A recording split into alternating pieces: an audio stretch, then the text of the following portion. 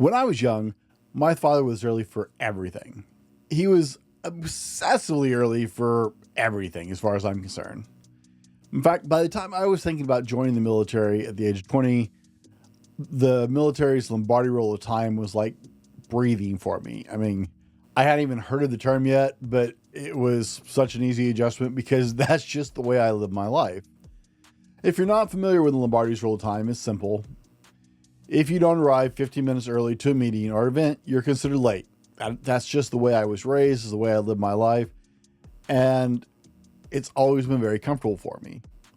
In fact, at this point in my life, I probably err on the side of like OCD levels, on the side of being on time, if not early, for every single thing. However, being on time includes doing all the stuff on your calendar and on your schedule. One of the biggest stressors for a lot of people is always feeling like they're behind, as air quotes for all of you listening, and off their schedule because they never seem to stay on time for everything. Well, in this episode of the Fallible Man Podcast, I want to talk about why that happens and a simple adjustment to help you fix it. So let's get into it. Here's the $1 million question. How do men like us reach our full potential, growing to the men we dream of becoming while taking care of our responsibilities, working, living, being good husbands, fathers, and still take care of ourselves? Well, that's the big question. And in this podcast, we'll help you with those answers and more. My name is Brent, and welcome to the Fallible Man Podcast. So there's a book you may have heard of that sold over 20 million copies and has conquered all of the top selling, best-selling lists all over in every noticeable or notable list in existence since it was published 6 years ago.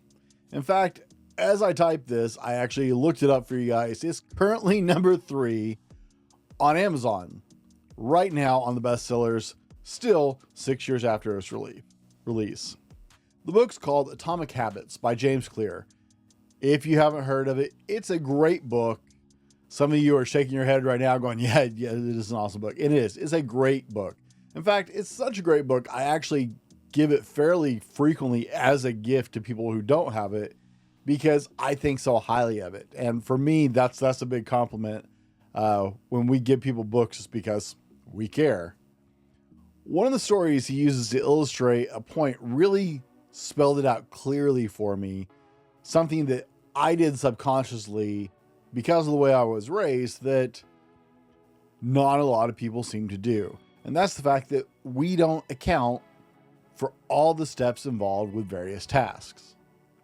By the way, welcome to the Fallible Man Podcast, where we dive into everything about being a better man, husband, and father. Big shout out to Fallible Nation, our longtime loyal listeners, and a warm welcome to those of you who join us for the very first time. Thanks for giving us a chance. We appreciate you choosing to spend some time with us. We know there's a lot competing for your attention. So from the bottom of the heart, it means a lot to us that you would give us a few minutes of your time, and I hope you enjoy it.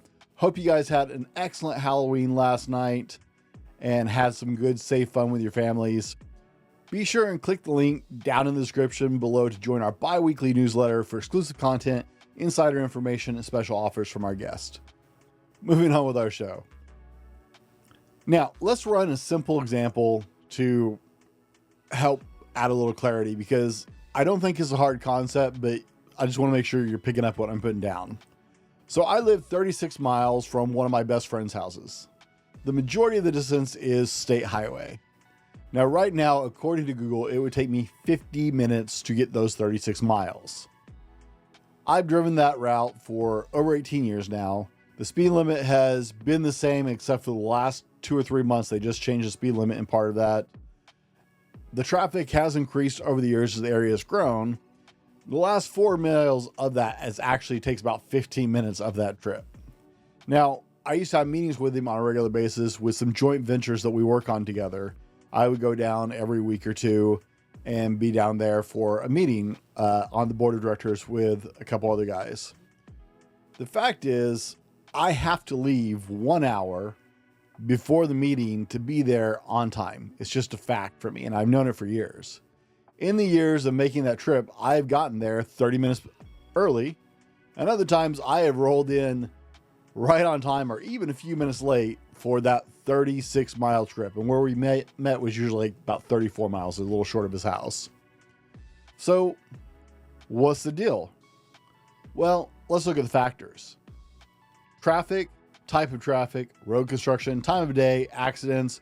Do I need to stop on the way there? Are there school zones? What's the weather like? Do I need to warm up the car if the weather's bad?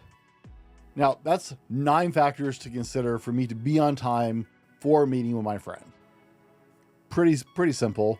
But how about going to the gym to work out when you only have 1 hour? Say you put an hour on your schedule to work out. Okay. Is that 1 hour to work out or 1 hour to do all the things that was required to work out? Well, what do I mean? These are the things that people don't account for. I have to stop what I'm doing. I have to get out of my house, and that can be delayed because my wife or my kids or someone might try and stop me to talk to me before I leave because they realize I'm leaving, and all of a sudden everybody realizes they need to talk to you when you're trying to leave. I got to find my gym clothes. I got to fill my water bottle. Weather's a big factor where I live. Maybe not where you do. Do I need to warm up the car? Big factor where I live. It's a 10-minute trip, mileage-wise, to the gym on a good day. Time of day. Is the gym busy? Is it school time? Like, is traffic up because school's out? Is the gym busy? Is it really crowded today? Is that really obnoxious jackwad that takes way too many selfies camping on the single piece of equipment I absolutely need to do with my gym time today and playing on his phone instead of working out? You guys all know who I'm talking about. You have one in your gym, and if you're that guy, shame on you. Get out of there. Number 12, work out, right? However long I have to work out. 13, cool down, drink some water, drink a protein shake, take a shower, change clothes, travel home or to the next stop. Now that's 18 factors, and only one of those is the workout. Okay. Are you getting what I'm starting to put out here? 18 factors that all take time. Now, some of those, yes, you can multitask. Some of them you can't. Some of them are inconveniences by other people. Some of them are inconveniences based on your time. Some of them are totally out of your control. Some of them are only minorly in your control. 18 factors involved in a workout that all take time. So did you have an hour to work out plus the 15 to 30 minutes for all the rest of it, depending on what all you got? Or is that the total time you had? You only have an hour to get all that in. Because if that's the case, you're going to have like a 15 or 20 minute workout. For me, I'm a nerd. And it could take me anywhere from an hour to an hour and a half of actual workout time minimal. And I can go as long as 2 hours. I used to be like a 2 to 3 hour guy. I've scaled that back. So do you see the problem that most people are missing? There are a lot of factors besides that one piece that's on your calendar. I like to use block scheduling on my calendar, and I thought about pulling up my calendar, but I do have some business stuff on there and some personal information that I don't want to share with you guys. And I didn't want to take the time to blur all of it out because it really kind of messes it up for the video and blah, blah, blah. So I like block scheduling. You can look up what it looks like if you're not familiar with it. I did a whole episode on it, and you guys can go check that out. But I like block scheduling because I can physically see it on my calendar, the actual time it takes, right? The actual time that's, I should say, is blocked out for that thing. The fact is, most people don't account for all the small steps required for anything you do. That was James Clear's point in Atomic Habits, is most people say, oh, I'm going to do this to create my habit. This is the new habit, right? You see it all the time for New Year's resolutions. I'm going to start working out. Okay, great. But this is a person who's never worked out before necessarily. They're accounting that 1 hour, and they think they're going to be in the gym for an hour. So that's what they give themselves. They don't account any of those 18 factors we just talked about, except for the gym time. So 17 out of 18 factors are now missing. We don't contemplate the small little pieces that you have to do, because everything you do has a bunch of small steps that takes time that people don't plan on or think about usually when they're putting their schedule together. Whether you're stopping for lunch or taking a trip to the grocery store, there are a bunch of little steps that take time. So if you want to alleviate that stress in your schedule, start looking at all the little pieces, and you will have a lot more breathing room when you stop just putting down the item and start putting the time it takes to accomplish a task down. You see, when I'm scheduling for an interview, did 3 interviews this week. When I'm scheduling that time on my calendar, I actually have an auto set up there on my scheduling software where people book to be on my show or to record on my show. And it actually has a built-in 15-minute pad on each side of the interview to make sure that nothing can interfere with that time period. Because I've had interviews run long. I've had interviews run short. I've had other things run long and almost run into an interview. So I now have in a built-in 15-minute pad on my scheduling for that. Don't think about the task. Actually analyze the time it takes to complete that task, including all the little steps to get there. This one little fix will actually change the way that you plan your day, the stress involved with it, how successfully you actually complete your plans, because now you're working on realistic amounts of time and ideas of time. You're blocking out the time it takes to complete the task, not just putting a task on your calendar. And that will solve a lot of problems and let you track your goals much more realistically.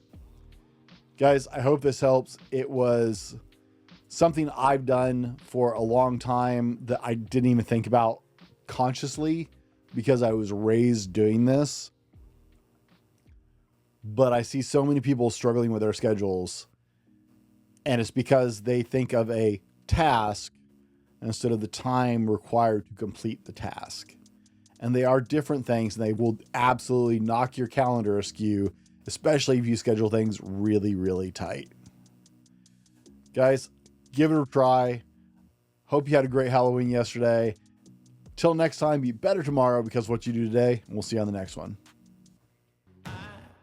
This has been the Fallible Man Podcast, your home for everything man, husband, and father.